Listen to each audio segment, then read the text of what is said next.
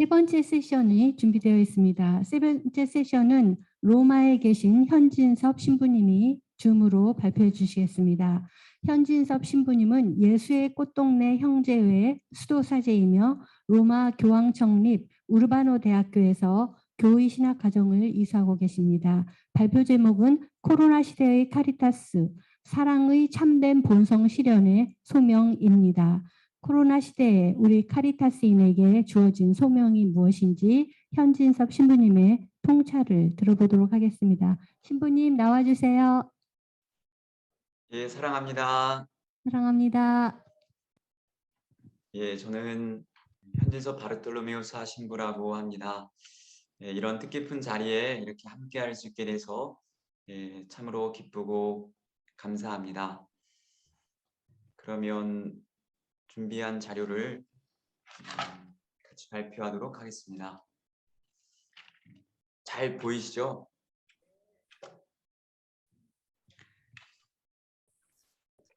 네.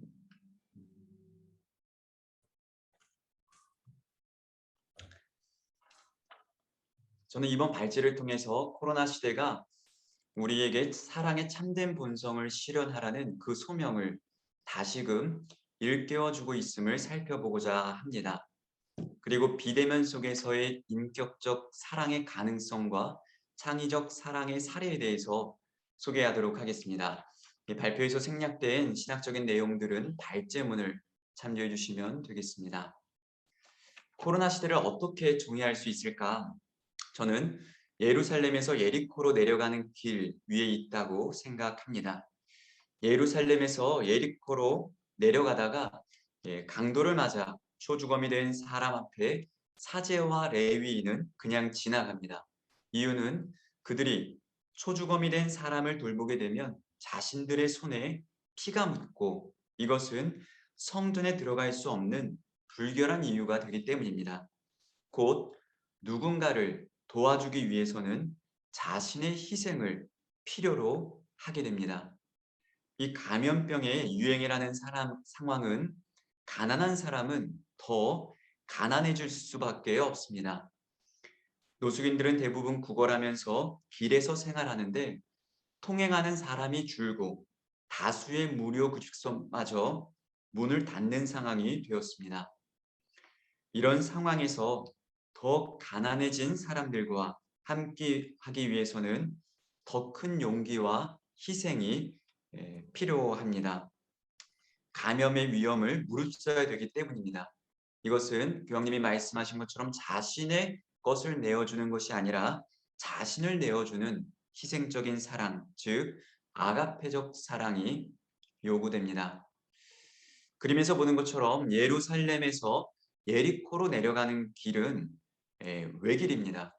그래서 사제와 율법학자들도 그 상황을 외면하기 위해서 반대편, 즉 왔던 길을 다시 지나갔습니다. 되돌아갔습니다.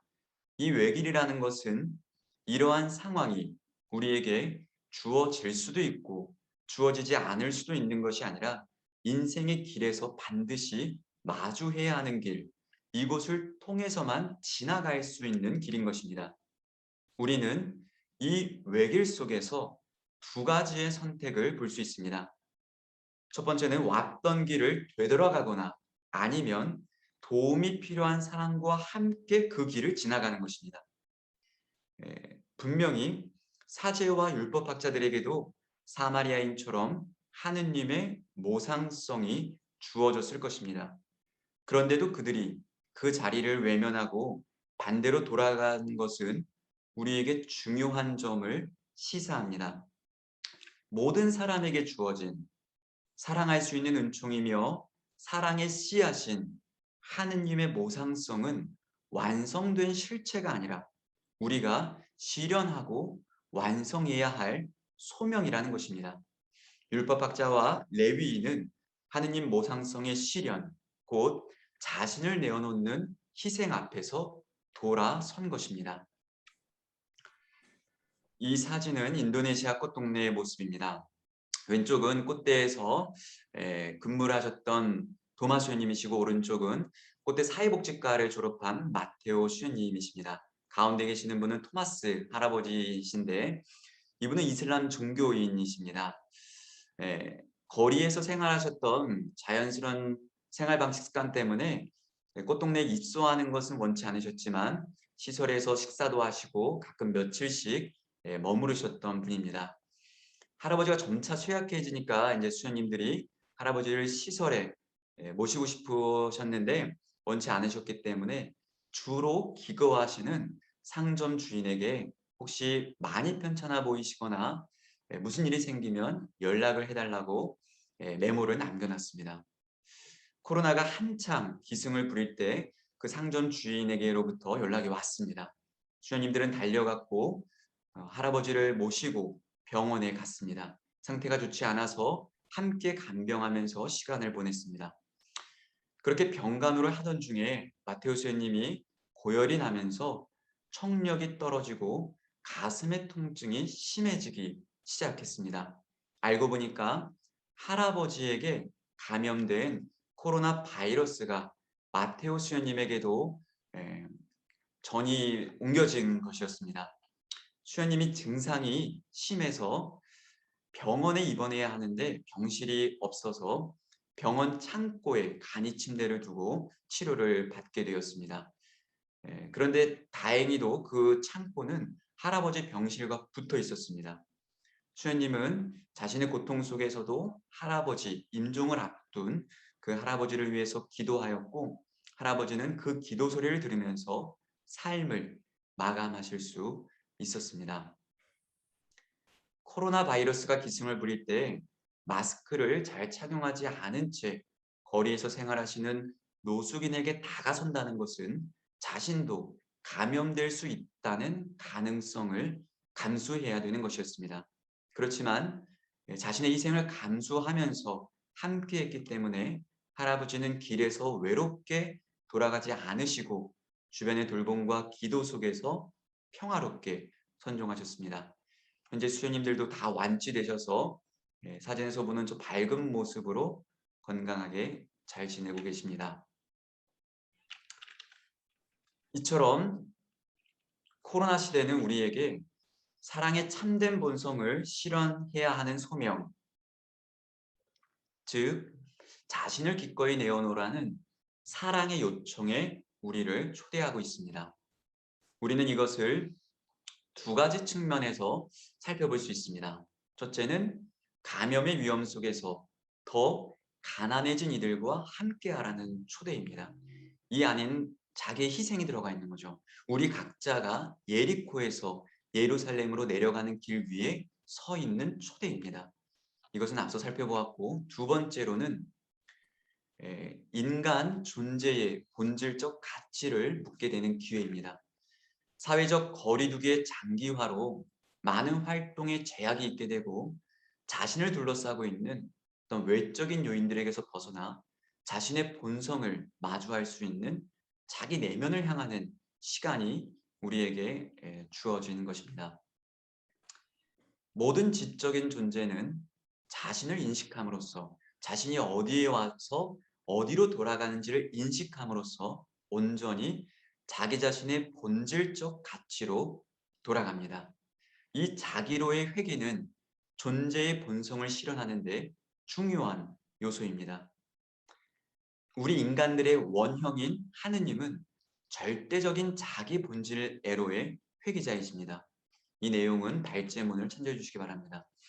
하느님께서 절대적인 회귀자이시기 때문에 하느님의 모상인 인간도 끊임없는 자기로의 회개를 하도록 창조되었습니다. 그 회개를 통해서 인간은 자신의 본질이 무엇인지 다시 알아차리게 되고 그것을 충만하게 실현함으로써 모상이 원형을 향해 완성되는 것입니다. 그렇게 우리는 신적 본성에 참여하게 되는 것입니다. 그렇다면 진정한 자신을 어떻게 인식할 수 있는가? 우리는 진정한 행복을 통해서 진정한 자신을 인식할 수 있습니다. 자신을 인식하고 인식한 자신의 본성을 실현할 때 인간은 진정한 행복을 느끼게 됩니다. 인간 안에는 그 행복에 대한 자연적인 바람이 있습니다. 그래서 내가 느낄 수 있는 진정한 행복을 통해서 진정한 자신을 인식할 수 있는 것입니다. 자신이 진정한 행복을 누리고 있다면 진정한 자신의 가치를 실현하면서 살고 있는 것이고, 진정한 행복을 누리고 있지 못하다면 인간의 본질적 가치에 무엇이 결여되어 있음을 알 수 있는 것입니다. 우리에게 있어서 주어지는 행복이 그렇다면 진정한 것인지 아니면 일시적이고 외부적인 것인지는 자신의 내면을 성찰할 때 알아차릴 수 있습니다. 이 코로나 시대에 자신을 마주하게 되는 이 시간들을 통해서 우리가 느끼는 것이 무엇인지를, 그렇기 때문에 우리는 잘 살펴보아야 합니다. 코로나로 인해서 국민의 70% 이상이 우울감과 무력감을 느끼고 있습니다. 물론 우울감의 원인은 다양합니다.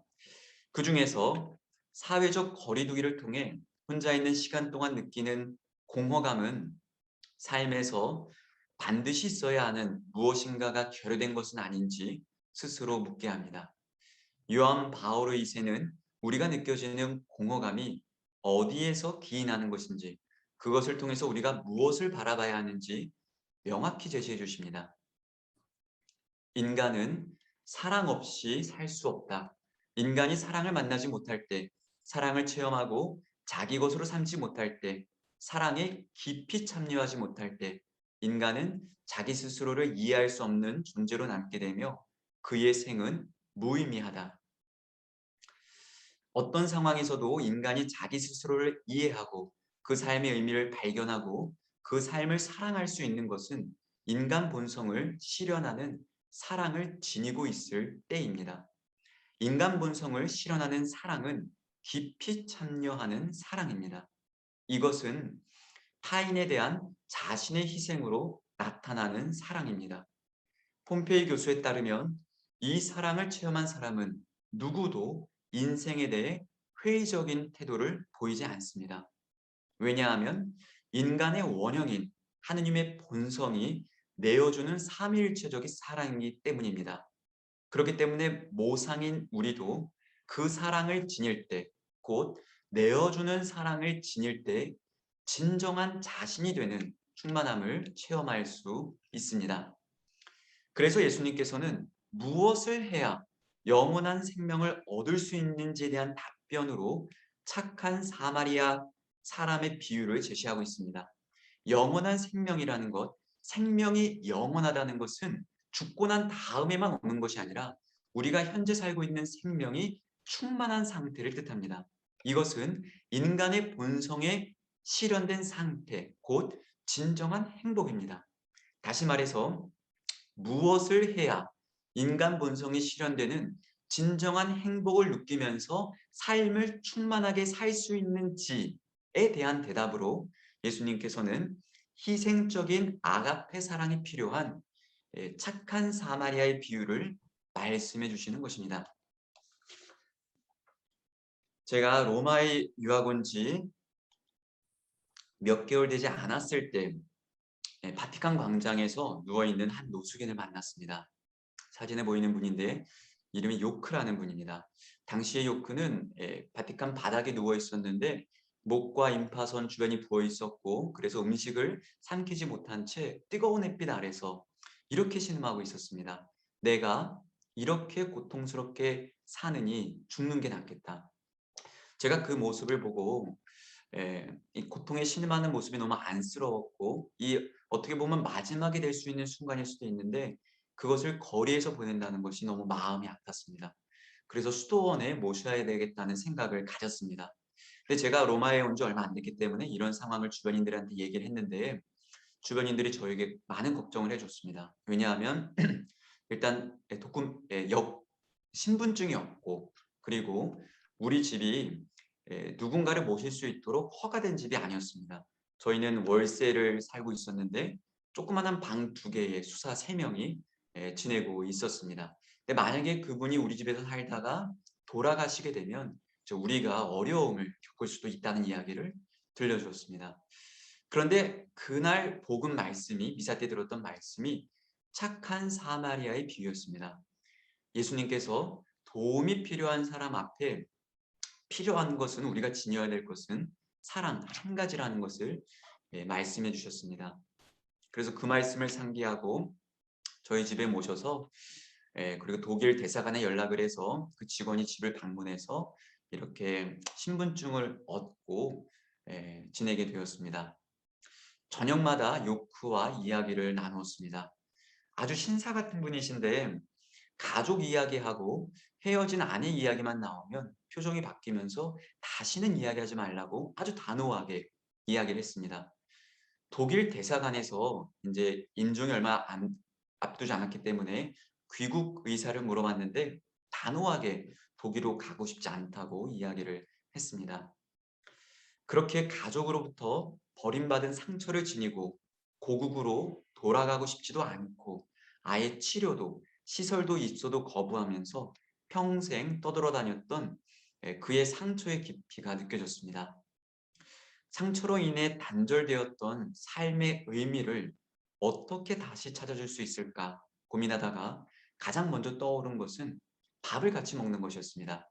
사진에서 보는 것처럼 방이 좁아서 주방으로 그러니까 요크가 몸이 안 좋아서 주방으로 나올 수가 없는데 저희가 방은 좁고 그렇기 때문에 저희가 이제 밥을 방에다가 갖다 드렸었는데 매번 혼자 먹는 게 안타까워서 저희가 수하들이 식판에다가 자기 밥을 퍼서 이렇게 좀 쪼그려 앉아서 같이 밥을 먹었습니다. 그리고 저녁에 바로 이어서 묵주기도를 매일 같이 했습니다.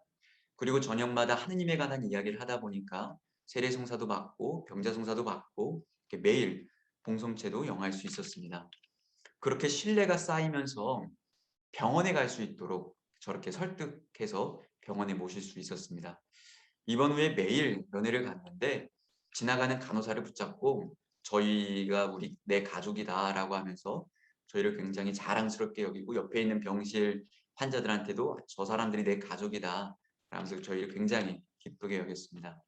근데 병원에서는 이미 암이 너무나 많이 진행됐기 때문에 더 이상 해줄 수 있는 치료가 없다고 가정 의료를 받으라고 하면서 다시금 집으로 모시게 되었습니다. 어느 날 저녁에 조용히 이야기를 꺼냈습니다. 왜냐하면 이제 거의 임종이 임박한 걸 느꼈기 때문에 이렇게 이야기를 했습니다. 요크 이제 하느님 곁으로 가야 될 준비를 해야 될 것 같아. 그러기 위해서는 우리가 서로를 용서하고 축복해 주는 것이 필요해. 이렇게 하고 제 요크 눈치를 보니까 눈을 감고 조용히 듣고 있었습니다. 그래서 말을 이어나갔습니다. 지금까지 살면서 너에게 상처를 준 사람들, 너의 가족, 또 너와 함께 했던 아내, 그리고 지금까지 살아왔던 사람들을 다 용서해 줄 수 있겠어? 라고 물어봤더니 또 조용히 고개를 끄덕였습니다. 그리고 조금의 시간이 지난 다음에 아주 작은 목소리로 저에게 이렇게 이야기를 해줬습니다. 내가 30년 동안 의지할 사람 없이 이렇게 유럽 전역을 떠돌아다니고 이렇게 밥을 얻어먹고 또 꽁초를 주워 피면서 이렇게 혼자 외롭게 살았는데 이 마지막 순간을 너희가 내 가족이 되어서 정말로 고마워. 너희가 내 방에 와서 이렇게 같이 기도하고 함께할 때 나는 하느님의 살아있는 것을 내가 느낄 수가 있었어. 그러면서 내가 이 세상을 떠나도 나는 다시 너희 곁에 와서 너희가 함께하는 일들을 도와주고 너와 함께할 거야. 이렇게 말하면서 자기가 평생 아끼던 몇 가지의 물품을 저희에게 나눠줬습니다. 그리고 성모승천 대축일 8월 15일 날 8시 15분에 세상을 떠났습니다. 저희 집에서 장례를 하는 모습이고 이렇게 묘지에 저희가 잘 모셔서 명절 때 그리고 기일날 그리고 위령성을 때 종종 찾아뵙고 있습니다. 사랑에 대한 깊은 체험은 고통, 슬픔, 시련, 병과 같은 상황에서도 사랑의 본성을 다시 일깨워주고 인간 본래의 모습, 곧 진정한 자신에게로 돌아설 수 있는 삶의 의미를 되찾아줍니다. 이 사랑은 1차적으로 제가 먼저 체험했습니다. 유학생활 중에 어려울 때가 있었는데 제가 그 가운데서도 기쁨과 제 삶의 의미를 잃지 않았습니다. 왜냐하면 누군가를 끝까지 사랑할 수 있고 저 역시도 그 사람에게 소중한 사람이 되어서 사랑받을 수 있었던 사랑에 대한 깊은 체험이 제 내면 안에서 끊임없는 힘과 용기를 주었기 때문입니다. 반면에 인간 삶을 외적으로 풍요롭게 하는 모든 요소를 다 갖춰져 있다 하더라도 우리 안에 사랑에 대한 갈망, 내어주는 사랑에 대한 체험이 결여되면 삶 안에서 무력함과 공허감을 느낄 수밖에 없습니다. 코로나 시대는 인간 본성을 실현하는 사랑이 있는지 스스로를 바라보도록 요청하고 있습니다. 지금이라도 그 사랑을 지닐 수 있도록 재촉하고 있습니다. 프란시스코 교황께서도 코로나의 위기 속에서 각 개인과 국가의 모습들을 돌아볼 것을 요청하셨습니다.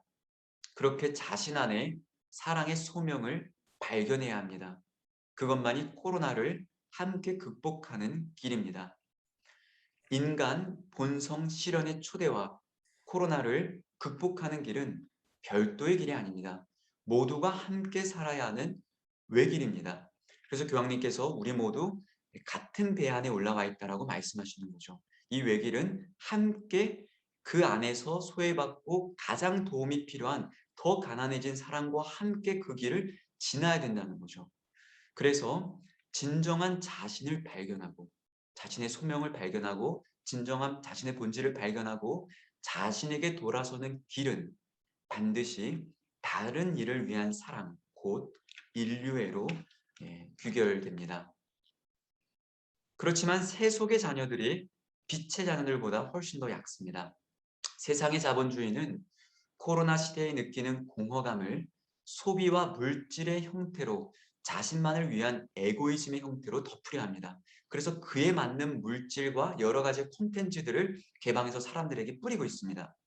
까리타스인들은 더 발빠르게 응답해야 합니다. 이 시대에 각자에게 주어진 자기 회기로의 초대에 어떻게 응답해야 하는지, 어떻게 자신의 삶을 성찰하고 사랑으로 접근할 수 있는지, 그래서 코로나 시대에 우리가 이것을 어떻게 사랑으로 다른 이를 도와줄 수 있는지 우리가 이것을 함께 도와줘야 합니다. 이것을 알아차릴 수 있도록 우리가 까리타스인들이 더 응답해야 합니다. 그렇다면 이 사랑 실천을 위한 인격적인 만남은 대면을 통해서만 이루어지는 것인가? 비대면을 통해서도 가능한 것인가? 이것에 대해서 살펴보겠습니다. 이 물음은 코로나 시대를 살고 있는 우리에게 굉장히 중요한 물음입니다.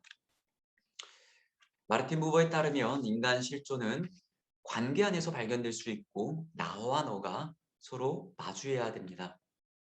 나와 너의 마주함이 반드시 같은 공간에 있어야 되는 것이라면 비대면을 통해서는 불가능합니다. 매체를 통해 얼굴을 마주하는 것이 같은 공간성을 향유하는 것은 아니기 때문입니다. 그렇지만 인격적 만남의 본질적 요소가 공간의 다름을 극복할 수 있다면, 초월할 수 있다면 우리는 비대면을 통해서도 인격적 만남이 가능하다고 답할 수 있을 것입니다. 하느님께서는 인간에게 주어진 근원적인 고독함을 통해서 서로에게 향하는 인격적 만남을 인간의 깊은 본성으로 창조하셨습니다. 이것은 나와 너의 만남, 서로 앞에서의 타자성, 곧 서로의 다름을 있는 그대로 인정하는 것입니다. 그것만이 아니라 넘어서 다름을 기뻐하는 것입니다. 이것은 뮬렌 학자가 얘기한 건데 서로 다른 두 대상만이 신교를 이룰 수 있기 때문입니다. 같은 두 실제는 만나는 것이 아니라 합쳐지는 거죠. 우리가 물방울이 합쳐지는 것처럼. 그런데 다름이 있기 때문에 만날 수 있는, 그렇기 때문에 오히려 다름을 기뻐해야 된다는 얘기입니다. 서로의 다름을 온전히 존중하면서 일치를 지향하는 것. 이것이 우리에게 주어진 만남입니다. 다르지만 일치하기 위해서는 상대방을 있는 그대로 내 삶에 포용해 주어야 하고 서로의 다름을 자기를 내어주는 사랑으로 받아들여야 합니다. 그래서 인격적 만남의 핵심은 자기를 내어주는 사랑입니다. 그렇다면 비대면에서 자기를 내어줄 수 있는지 보겠습니다. 신학적 인간학의 아버지라 불리는 바오로 사상에 따르면 인간의 존재의 요새는 삼중의 개념인 몸과 혼과 영으로 이루어져 있습니다. 육체는 지상 것들에 사로잡혀 있지만 그것을 넘어서 우리를 하나로 한 몸으로 이루게 하는 요소가 있습니다. 종교와 세대가 다르고 지역이 다르지만 한 몸의 지체처럼 우리가 하나 될 수 있는 것은 바로 하느님의 영입니다.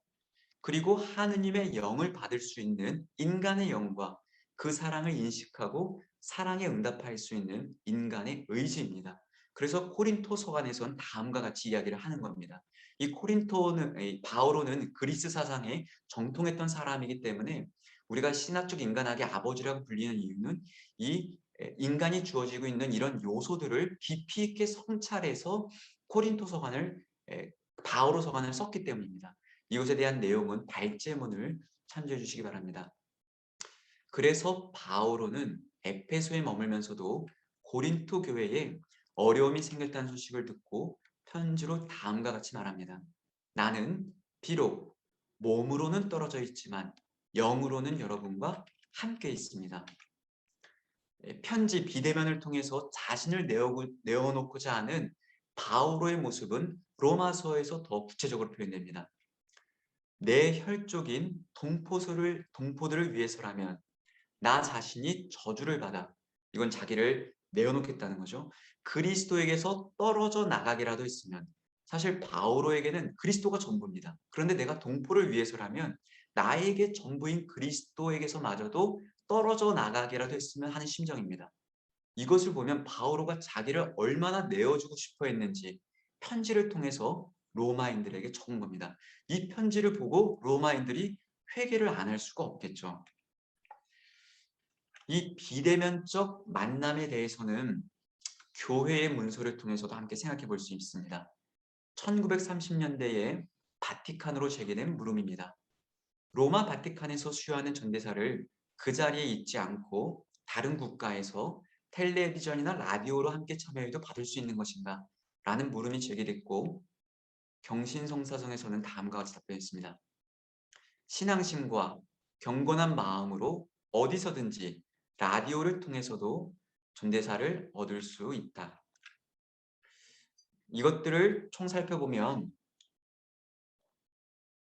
공간의 현존보다 시간의 현존, 그리고 그곳에 함께하고자 하는 열렬한 마음이 더 중요한 것입니다. 인격적 만남의 필수 요소인 자기 내어줌은 사랑의 의지와 마음이 더 중요합니다. 같은 공간의 현존보다. 공간의 현존, 즉 육체성은 인간의 영과 하느님의 영에 의해서 초월될 수 있는 것입니다. 비대면적 만남이 대면적 만남보다 불완전하지만 비대면적 상황이 서로 사랑할 수 없게 만드는 것은 아닙니다. 인간은 어떤 상황에서든지 사랑할 수 있고 사랑을 통해서만 답을 찾을 수 있습니다. 비대면 속 사랑 실천 사례입니다. 왼쪽 사진은 미국 뉴저지 꽃동네 회원들이고 오른쪽은 IT 꽃동네의 사진입니다. 이 두 공동체가 서로를 만난 적은 없습니다. 그런데 미국 회원들은 코로나 이전부터 비대면 속에서 사랑을 실천해 왔습니다. 매주 인근 슈퍼를 돌아다니면서 기증품들을 받아서 이렇게 포장을 해가지고 박스를 싸서 일주일에 한 번씩 IT로 보냅니다. 물건을 보내는 사람도 물건을 받는 사람도 비대면 서로 마주하진 않았지만 서로 간의 사랑을 통해서 내면적 기쁨을 얻습니다. 그리고 교황님이 자주 강조하시는 백신 나눔 운동도 우리가 비대면 속에서 할 수 있는 사랑 실천의 예입니다. 프란치스코 교황은 코로나의 어려운 상황 속에서도 사랑의 창의력을 통해서 새로운 방법으로 끊임없이 대면이건 비대면이건 사랑을 시도하라고 언급하십니다. 현재 꽃동네는 더 가난해진 분들의 입소를 멈출 수가 없기 때문에 감염을 최소화하기 위해서 감염을 막기 위해서 임시 거처소를 마련했습니다. 그곳에서 처음 입소하신 분들을 땀보내 검사를 하고 격리를 하면서 그리고 나가기 전에 다시 한번 땀보내 검사를 하죠. 그래서 안정성을 확보하고 시설에 입주를 하고 있습니다. 이 사진은 IT 꽃동네에서 놓여진 사진이고 당연히 이 임시거처소는 수도자들이 함께 머물면서 지내고 있습니다. 마지막으로 이거는 인천꽃동네 도시락 나눔의 모습인데 코로나가 시작되면서 주변의 급식소는 활동을 많이 중단했었습니다. 그런데 인천꽃동네에서는 더욱 안전한 방법을 고안해서 지금까지 배식을 이어가고 있습니다. 집단 모임, 대기줄을 피하고자 개별 번호와 시간표를 배부하고 현황판을 통해서 현재 배급 상황을 보여줍니다. 또 직접 대면을 피하기 위해서 대상자가 밥집에 들어가서 배식을 받는 것이 아니라 야외 식탁에 도시락을 꺼내두면 봉사자가 도시락을 들고 배식을 받아서 야외 식탁에 놓아두는 형식입니다. 구청 직원들도 현장 점검을 나와서 확인을 하고 급식소 운영을 계속해도 된다고 허가를 해줬습니다. 근데 그 동네에 있었던 다른 급식소들은 구청 직원들이 코로나가 심할 때 운영을 하지 말라고 제안을 했다고 합니다. 나가는 말입니다. 코로나는 인류에게 물음을 던졌고 인류는 그에 대한 답을 찾아가면서 새로운 발판을 마련하고 있습니다. 코로나로 발생한 희생의 비싼 대가를 백신 개발로만 그쳐서는 안 됩니다. 인간이 지금까지 어떻게 살아왔는지 그리고 이제는 어디로 가야 하는지 돌이켜보고 새로운 걸음을 옮겨야 합니다. 그것만이 코로나를 극복하는 동시에 값진 희생을 통해 얻을 수 있는 새로운 발판입니다. 바이러스조차도 증식을 위해서는 변이를 일으키며 백신을 뚫고 돌파합니다. 인간이 지니고 할 수 있는 사랑은 바이러스보다 훨씬 강합니다. 어떠한 상황에서도 멈출 수 없습니다. 가족도 건강도 없이 얻어먹을 수 있는 힘밖에 없었던 최기동 할아버지가 그 힘조차 없었던 이들을 사랑했던 삶은 분명히 이것을 증거하고 있습니다. 아무리 상황이 어려워도 목숨이 있는 한 우리는 사랑할 수 있고 그 사랑을 통해서 현재 처한 어려움을 이겨낼 수 있습니다. 그 가운데서 아름다운 공동체의 사랑이 피어납니다. 코로나 시대는 바이러스보다 사랑의 확산이 더 빠르고 강하고 깊다는 것을 삶으로 증거해야 하는 때입니다. 이것으로 발제를 마치도록 하겠습니다. 감사합니다. 깊은 울림이 있는 현진섭 신부님의 발표였습니다. 감사합니다. 이제 이 발표에 대하여 우리 김승주 신부님께서 토론을 해주시겠습니다. 김승주 신부님은 현재 가톨릭 꽃동네 대학교에서 교목처장님과 교양학부장을 역임하시며 전공 교수님으로 계십니다. 까리타스 학에서 그리스도교 인간학, 생명과 가정윤리 과목 등을 강의하고 계십니다. 김승주 신부님 부탁드립니다. 안녕하십니까. 방금 소개받은 김승주 베드로 신부입니다. 제가 이번 국제학술대회를 우리 김미수 소장님과 함께 준비하면서 현진섭 신부님을 발제로 섭외를 하는 과정에서 정말 제가 사랑하고 존경하는 후배님이라고 말씀을 드렸는데 공감하시죠? 네, 김미수 소장님께서 발제를 하는 도중에 눈시울이 붉어지는 모습을 보고 공감하고 계시구나라는 생각을 하게 되었습니다. 신부님의 발제는 정말 학문적으로도 깊지만 사랑 안에서 우리가 어떻게 실천이 이루어지고 있는지에 대해서 아주 폭넓은 모습을 보여주셨습니다. 보통 학문적으로 발제를 해주시면은 저는 토론을 임할 때 실천적인 말씀을 좀 드렸고요. 실천적인 말씀을 하시면 학문적인 토론을 하게 되었는데 두 가지를 너무나 다 동시에 겸해 주셔서 제가 무슨 토론을 해야 되나 한동안 고민을 했습니다. 너무나도 아름다운 발제문 다시 한번 모든 분들이 좀 보셨으면 좋겠고요. 그러한 신부님의 말씀에 저는 그냥 묵상 수준으로 임해야겠다라는 생각을 하게 되었습니다. 신부님이 하신 말씀에 약간의 번복이 될 수도 있지만 오늘 제가 한 묵상을 여러분들과 함께 나누고 싶습니다. 제가 드리고 싶은 말씀은 이렇게 신부님의 세 가지 파트에 대응하는 가난한 사람을 더 가난하게 만드는 상황 속에서 희생적인 사랑을 어떻게 해야 하는지에 대해서 또 본질을 깨닫고 충만하게 실현하는 기회로서의 이 코로나 시대를 다루고 공간을 뛰어넘는 창의적인 사랑 실천이라는 제목으로 세 번째 파트를 나눠보도록 하겠습니다. 먼저 예루살렘과 예리고의 지도입니다. 이스라엘의 지도 중에서 예루살렘과 예리고는 약 25km 정도 떨어져 있는 곳이고요. 중간에 바위가 많은 유다 광야를 관통하기 때문에 광도들이 굉장히 횡행했던 그런 장소이기도 합니다. 이렇게 좁은 협곡을 지나야 갈 수 있는 길이었고 신부님께서는 이것을 외길로 표현을 하셨습니다. 예리고는 참으로 아름다운 곳입니다. 천혜의 환경이고 하느님께 축복받은 땅이라는 별명도 갖고 있었습니다. 지구상에서 가장 낮은 지점에 위치하고 있었기 때문에 예루살렘에서 내려간다라는 표현은 정말 적합한 표현 같습니다.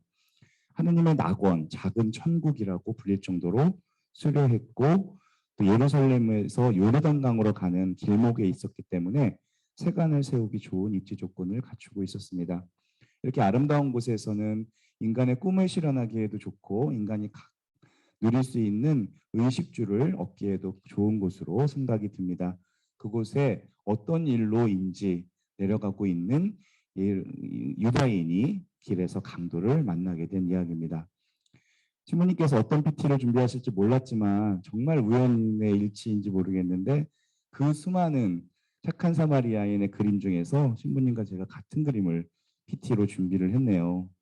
빈센트 반 고흐의 1890년대작 암스테르담 국립미술관에 있는 이 착한 사마리아인의 그림으로 루카복음 10장을 한번 묵상해 보았습니다.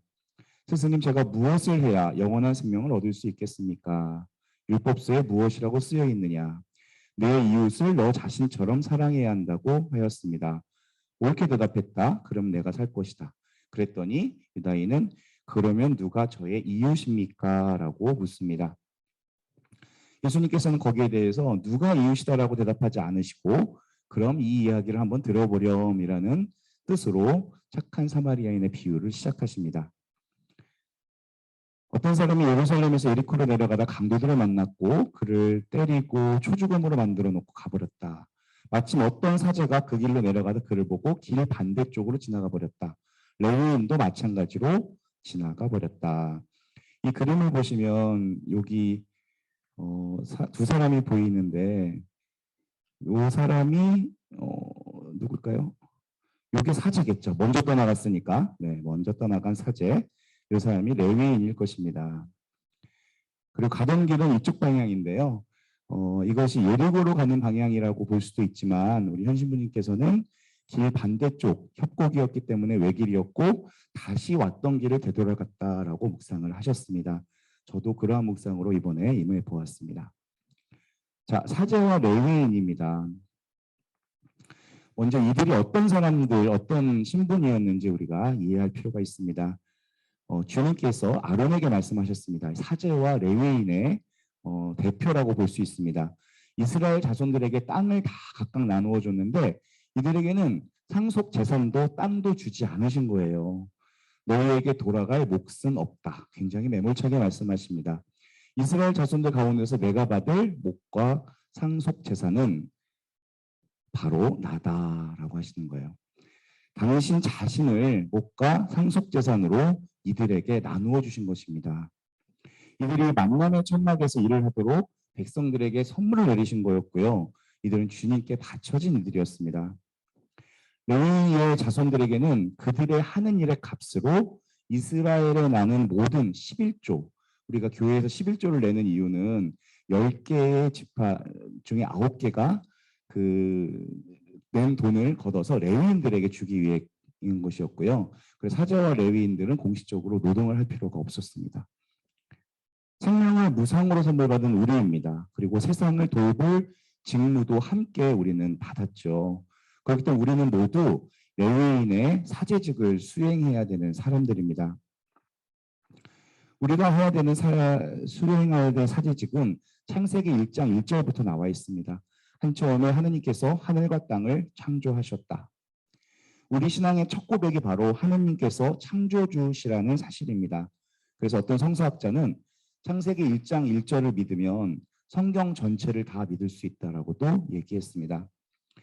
이러한 하느님께서 하늘과 땅을 창조하셨다는 고백은 존재하는 모든 것들이 그분 만드신 의도와 목적이 있다라는 고백입니다.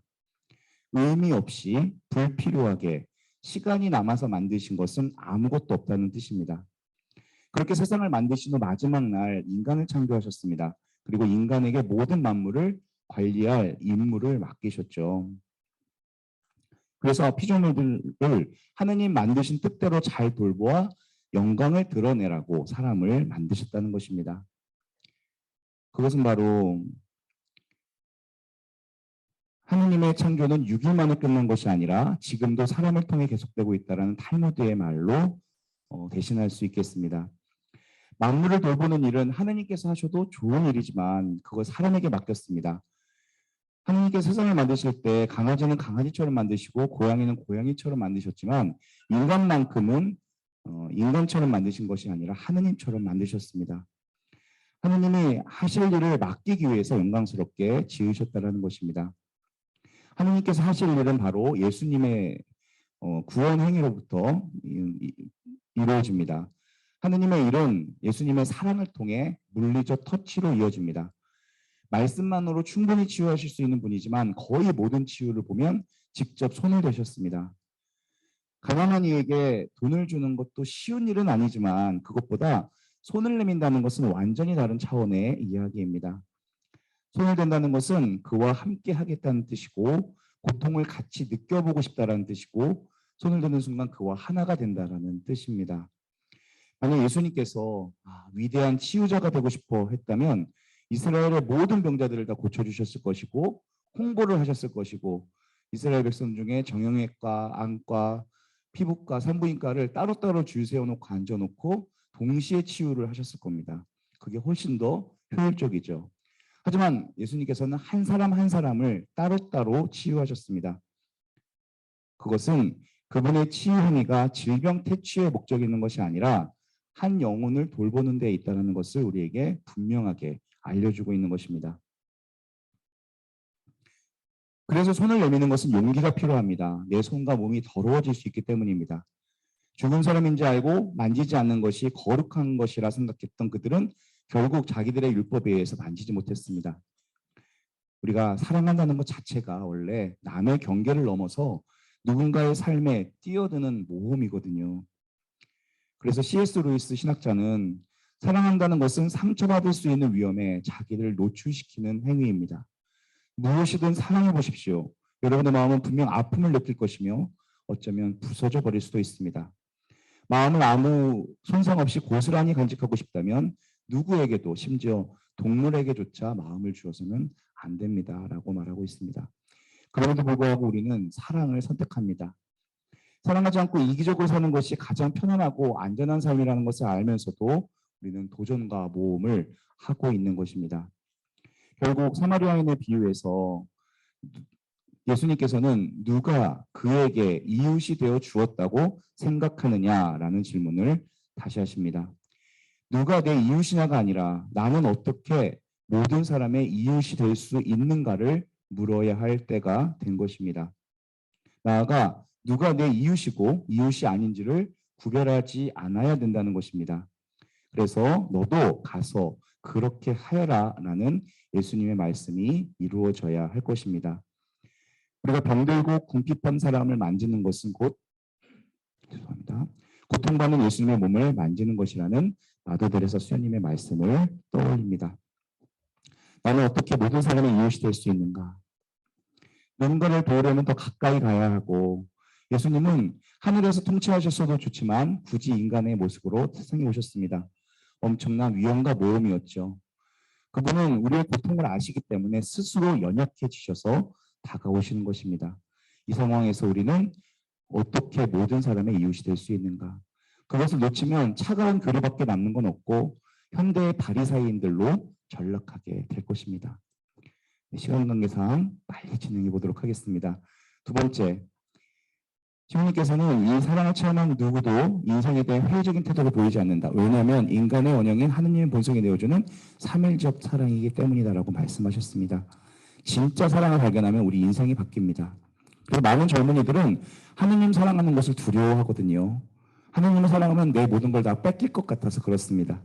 성소를 결정할 때 꼭 그러한 고민을 하게 되고 이 자리에 또 그런 분들이 앉아 계시네요. 네, 그런 걱정은 우리가 그동안 거짓 사랑에 속아왔기 때문에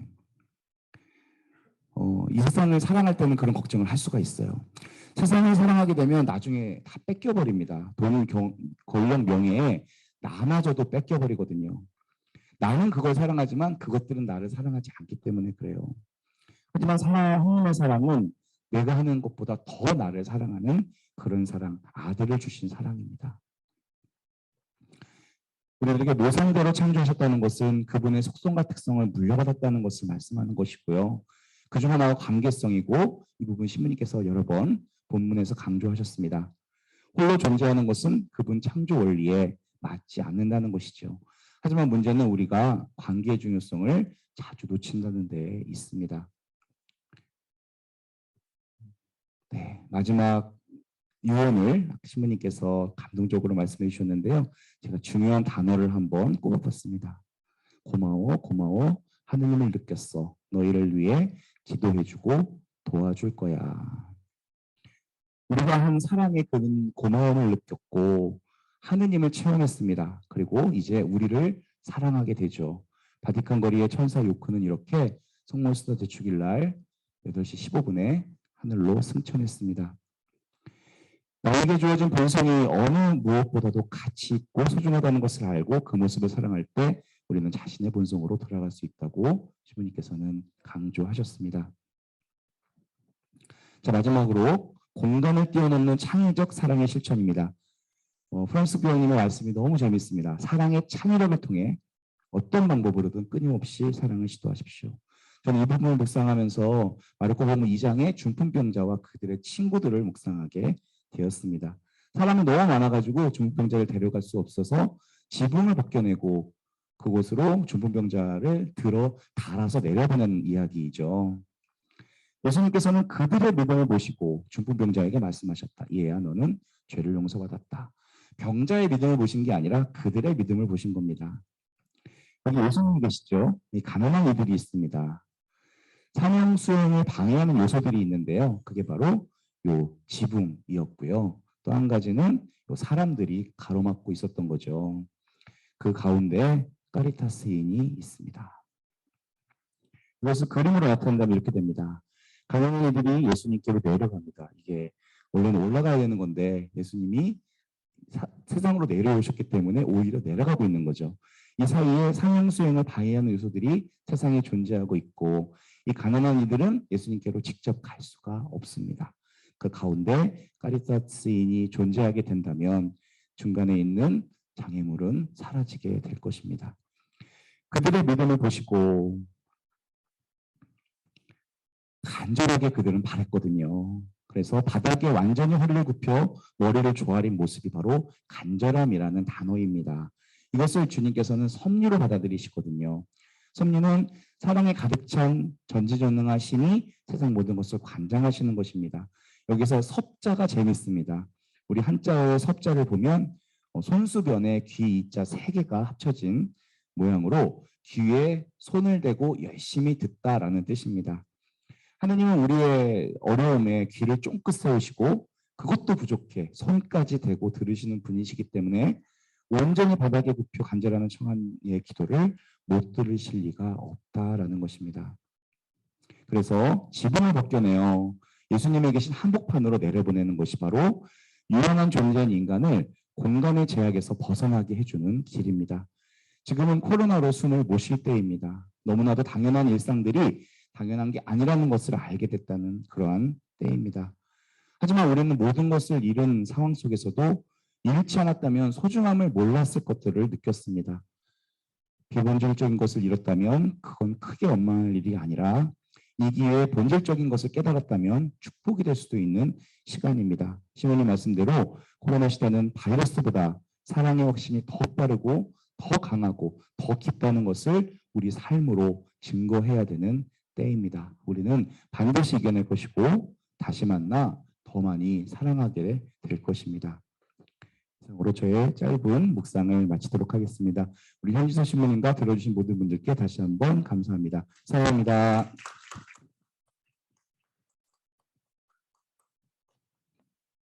김승주 신부님 토론 감사합니다. 우리가 코로나 시대에 어떻게 살아가야 할 것인지에 대한 고민을 오늘 벌써 세 분의 발표와 토론으로 너무나 많은 것을 깨닫는 참 귀한 시간이었던 것 같습니다. 이상으로 저희가 일단 1부를 마칠까 합니다.